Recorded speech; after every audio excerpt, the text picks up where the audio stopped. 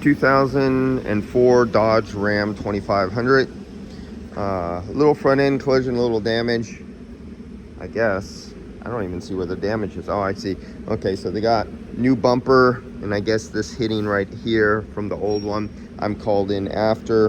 They're doing a replacement. This is the condenser company. Now, it has become cheaper. In the past, parallel flow, I shouldn't say parallel flow, micro channel used to be a very expensive emerging technology. Tube and fin was the standard. Here's tube. These are 6mm tubes.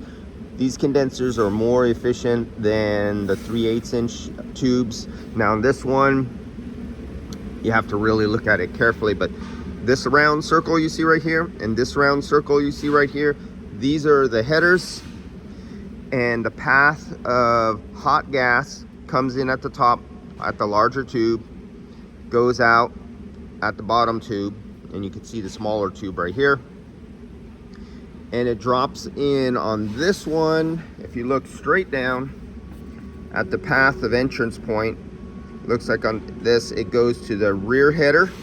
The rear header is a long tube that goes all the way down to the bottom, I think, on this one, unless I can find a block off point down there. And all that refrigerant goes in all these are all in parallel, not in series, parallel. So they all travel, all 30 of them or whatever, 6mm. They come along the backside, they make a pass, and then they turn around and they come along the front and hit into this header, and everything will reject and drop down the header, go to the very bottom and come out. Now I would have to find an area where a tube loops around if they make a subcooling passage or not. Will depend on the configuration. But if you look right here real carefully, how you tell this, if you look all the way down, you see these tubes are all exactly the same, and it's entering from the rear of the tube, it's making 180 degrees, and then it's passing towards the forward side. Now we drop down to the replacement. We have micro channel. Now instantly your eyes should learn, you're going to learn the difference, especially if you're buying aftermarket, especially if you're buying micro channel replacing micro channel. You have to start asking some questions. Here's really quickly, see that little tab right there? That's a block off point. The hot gas is up here. So the hot gas that comes in from the compressor comes in here, and it fills up just this section right down to that plate, and it makes a pass, one pass. Then it drops down till it hits the next plate. Boom, you see it drop down to the next plate, but it's a little bit smaller because if you look directly over, I got to shrink my fingers a little bit. So now I come down to about here. So now it's going to make a second pass. Boom, that's two passes. Now it comes down again, and it'll be a little smaller. I come down until I hit that next block off plate. Boom, right there, and I have to come a little smaller now. Now it's going to make a third pass. We go across. That is 3. You see how my top finger came just below that plate? You see that next plate down below? Now it drops down again, and it's going to make another pass. There's 4. Now we're going to drop down. You see that little tab below? Boom, I drop down, and I got to get a little smaller. Now I come across them. There's 5. Now supposedly, hopefully, we're almost liquid, and we'll go through a subcooling, even though there's no receiver dryer. So what you would do is you would drop down again, and now this mostly saturated refrigerant will start getting subcooled coming down here if the job was done. If you see that block off plate, there's only 1, 2, 3, 4 tubes that are supposed to get subcooled before it leaves as almost a liquid. It'd be nice if we could have sight glasses in different places. Now if you took temperature sensors and you placed one on this header right here above this point, you would get a temperature here. Then you'd come across here, you install another temperature sensor over here to take the combined temperature drop of this section. That's your first pass. You'll get a temperature right here. It'll drop down, then put another temperature sensor right here, and you take another temperature sensor because this whole header will fill up. It'll be at a certain temperature from this drop. Come down, and you can keep doing that. by placing sensors. I'm talking to you, instructors who have classes, who have working models up on benches or up on boards. You take those little thymistors, clean off a little spot, get some metallized, either use the stuff for computer chips that has the silver in it, the thermal compound, or there's actually a epoxy that's made out of silver and, you know, an epoxy, and you place your thermocouples everywhere. Now take this one step further and drill out and braze in pressure ports. Put a pressure transducer or a regular gauge here, here, here, here, here, here, here, like that. Now you have your pressure and your temperature of the refrigerant. Now you could take your de-superheating, because you're going to de-superheat before you get into saturation, before you get into subcooling. And as an instructor, you can take all these points and literally show your students exactly at what point does saturation start to take place. And then as you take your measurements and your pressure, you can show exactly where subcooling is starting to take place. And you can take this one step further.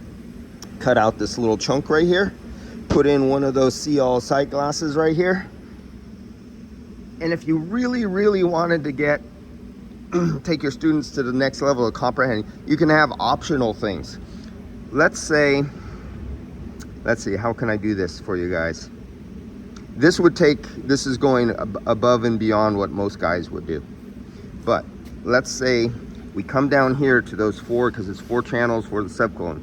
Let's say if we took a saw and we cut right between these 2 fins right here all the way. We took a aluminum plate, a round plate, could even be square, and we slipped it in there, and then we brazed it and sealed it tight. We now just sealed this away from this. Well, you go, well, how's it gonna go down then and go across? Well, this is where you go that one step further. You drill a hole right here at the bottom, and you go into a receiver dryer, external.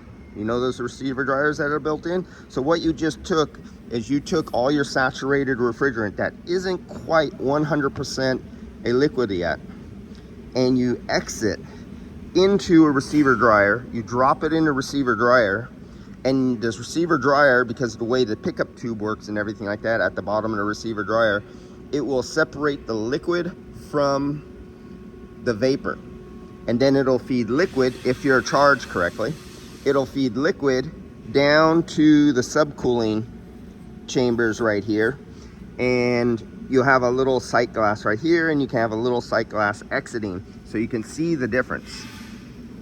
And you can see under what conditions does it enter or leaves this section right here, at what air flows, what pressure and temperature combination. Is it a solid liquid right here going into here, or is it still a vapor and liquid combination before going into this section? And you can actually have ball valves where you can bypass, and you can actually stop the flow here and allow the flow to bypass and go around in here, or turn it the other way and make it go through the receiver. There's so many things instructors can do by making these things happen. And for those who don't have brazing skills and this knowledge, develop those skills and do something. Your schools can't afford to do something and step up your game inside classes to teach instructors.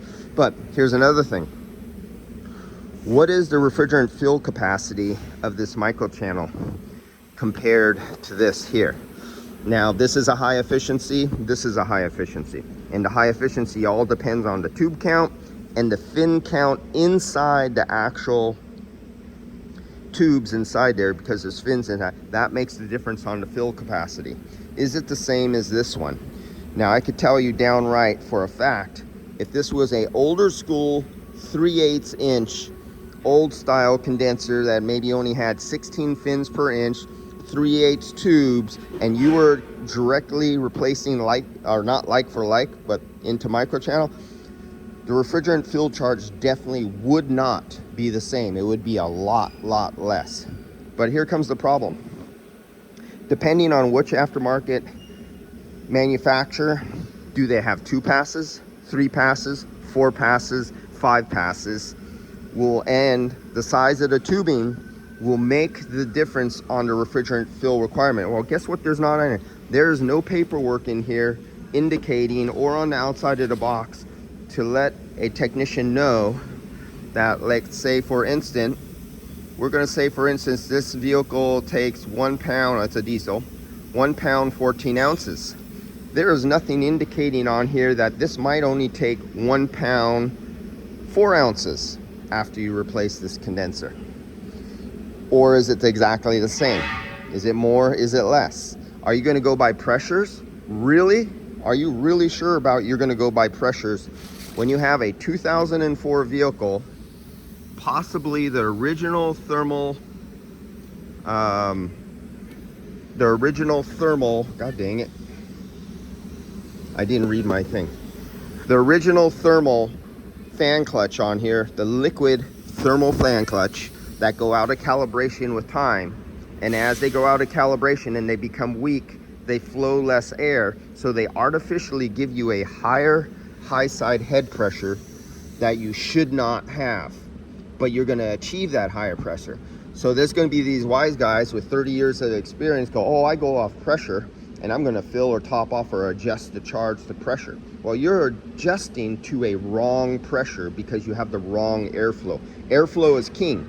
If this is not brand new and flowing exactly what it should be like, when you're checking your pressures mean nothing because they're falsely high anyway. So you're getting BS. So you're adjusting to a wrong pressure, so you'll always be wrong. You'll get cooling out of the dash, but you will always be wrong with wrong airflow over a condenser. There's a lot more to this and I'm going on too long. See you guys later.